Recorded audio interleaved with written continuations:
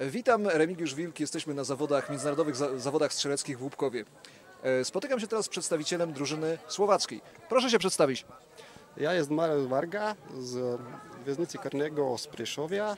Som instruktor strzelecki i szef obrony.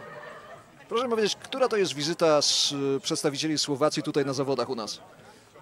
Przyszło drużstwo mużskie i żeńskie słowackie. A który raz Państwo tutaj przyjeżdżają?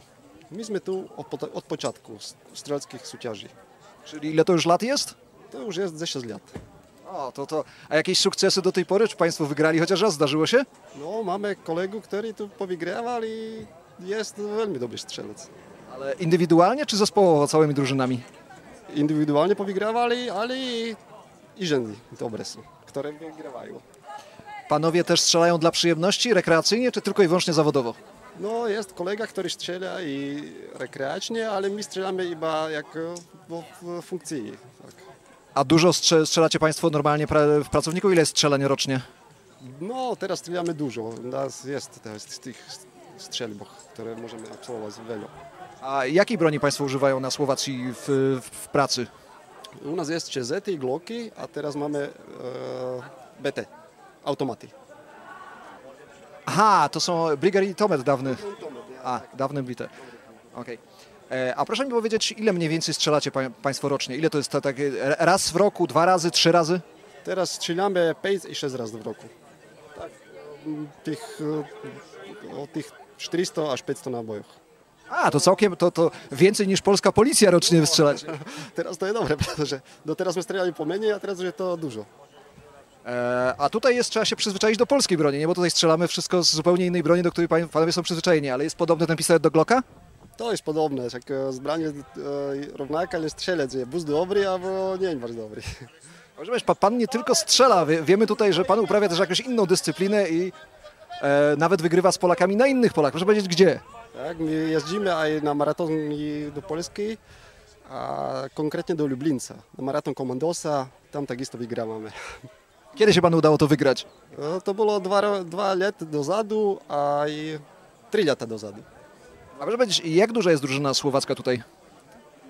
Teraz to jest całkiem taka, no, drużyna, nie wars. Ale 3 kobiety, 3 mężczyzn? Tak, 3 kobiety, a 3 mężczyzny, tak, my przyjęli. Czyli tylko 6 osób? 6 osób, tak. Okej, dobrze. A daleko mieści się zakład karny, z którego pan przyjechał tutaj? Nie, tak do 100 kilometrów. Przeszło jest daleko. Czyli tam... Niedaleko od siebie. Czyli jakieś 2 godziny jazdy tutaj do Łupkowa. Jest, tak.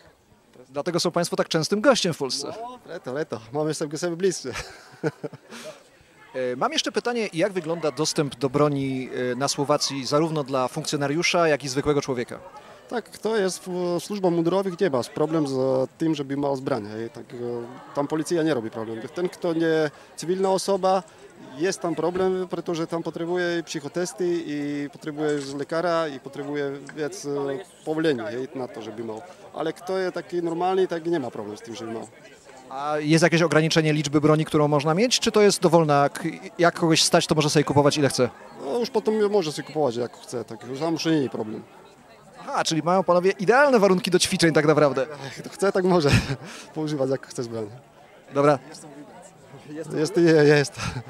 Ale macie na Słowacji jakieś zakłady, które produkują własną broń?